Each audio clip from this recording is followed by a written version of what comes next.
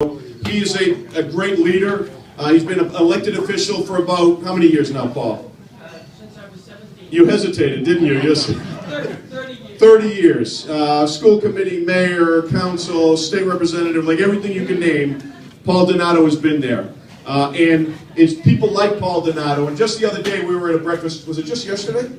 In Malden for homeless families, right? And this is a great thing that I still get to do. As sheriff, I still get to go to events like that and work on issues like that. And that's the stuff that I love to do. Because when you go there, and Paul and I, you know, I actually got emotional when I spoke, and Paul was very emotional when he spoke. But you listen to parents talking about living in shelters, being homeless, living in hotels like we have here in Waltham, and then finally getting that apartment that they wanted so much. And their child was so happy because finally they could have a birthday party at their house, right? At their apartment, right? It's things like that that many of us take for granted, and their families struggling out there. And that's thanks to the leadership of someone like Paul Donato that makes things happen, and we help take care of families. So thank you very much, Paul, for your leadership on that. And for being here tonight. I also want to say thank you to the Mike Reynolds Band with Mike Reynolds and Diane Shannon Carter singing here. I swear to God, they sound better tonight than they did even last year.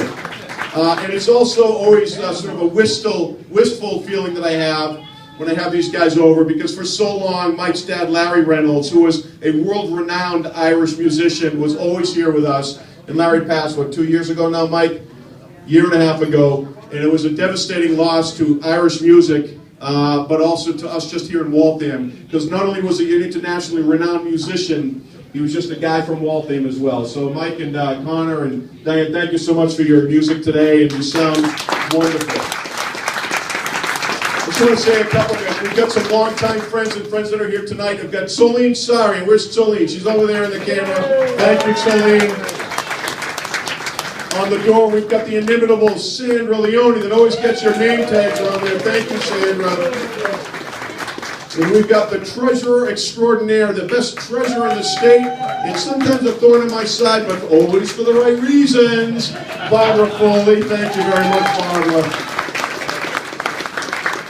And we also have a number of people from the Sheriff's Office, and I think we all know that I don't take contributions from the Sheriff's Office, but I love it when people come to these events to show your support. Even though you can't donate financially, I just want to say thank you for all you men and women that are here from the Sheriff's Office, because, as I said it before, it's a very difficult job, and it takes its toll on them and their families. I call corrections of professionals the silent guardians of public safety. We all know what our police and what our fire do for us. We all know, we see them in the community, and we can say thank you to them for their support. We know what they do because we see it. But for corrections professionals and corrections officers, we don't know what they do. Whether they're a caseworker or they're an officer, whatever it might be, they're behind those walls, they're protecting us at this very moment. When we go home, when we're maybe enjoying corned beef and cabbage on St. Patrick's Day, or when we're out on Halloween, we're on Easter or Christmas or Rosh Hashanah, whatever that holiday is, no matter what time of day it is, you got professional corrections officers and other professionals in corrections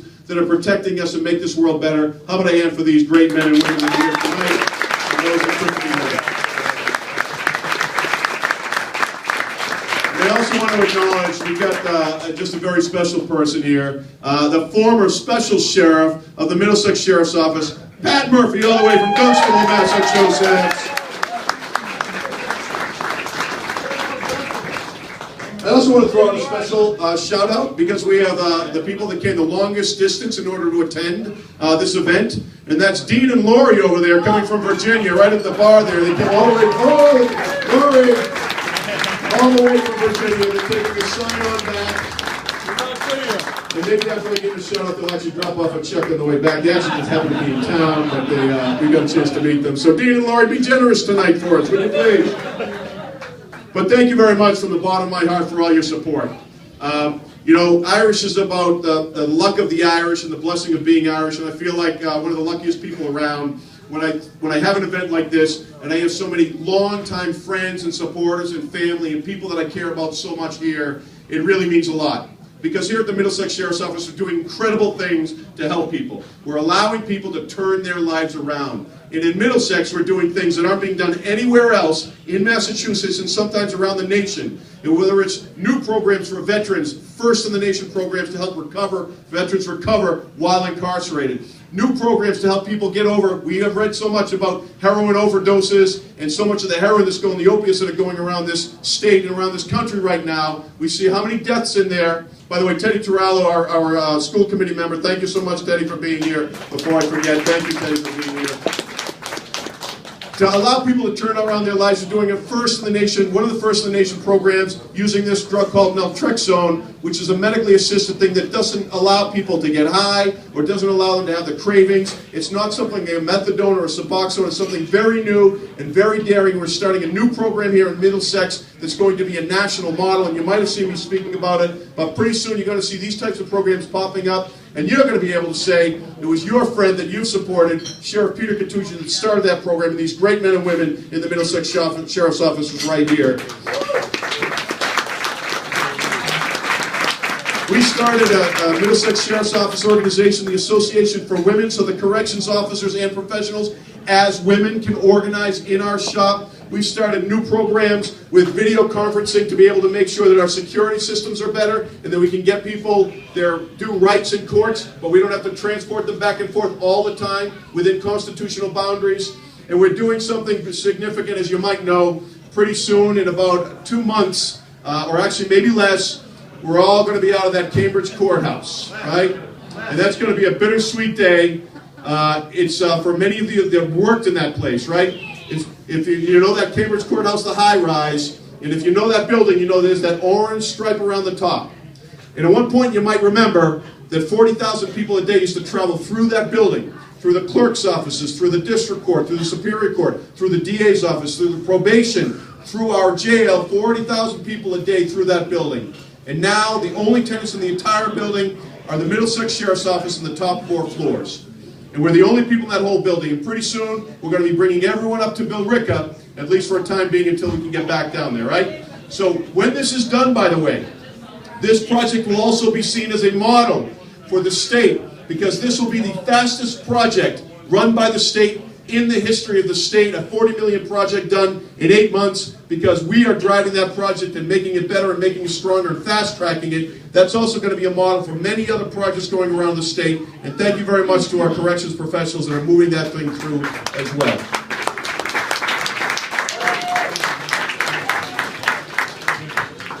So I want to just say thank you. My life is rich and full.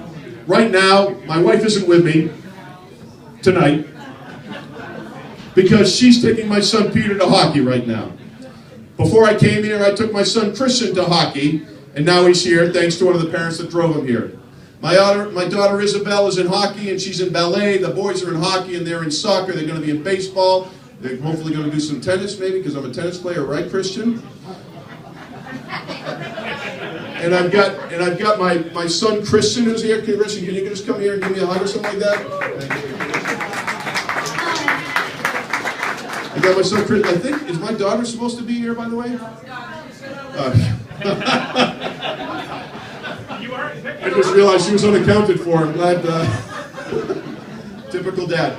So anyway, my daughter Isabel is just wonderful, and she's flowering. She's becoming stronger and better. My son Peter is doing well. We've got a full and rich life.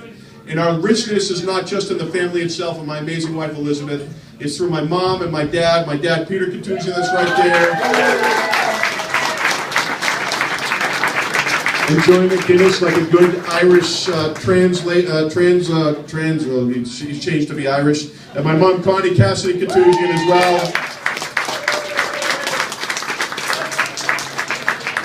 And I want to say thank you very much, because not only are you all a blessing to my life, not only are you all a blessing to my family's life, you are a blessing to this community, because of you, we're able to be strong, to be active, and to do some amazing, innovative programs that are making a difference in people's lives. And everywhere I go right now, whether it's to drug court meetings or veterans court meetings or meeting with the courts, Middlesex is always seen as one of those counties that is moving on the cutting edge and driving issues, not just waiting for them to happen, but driving that issue.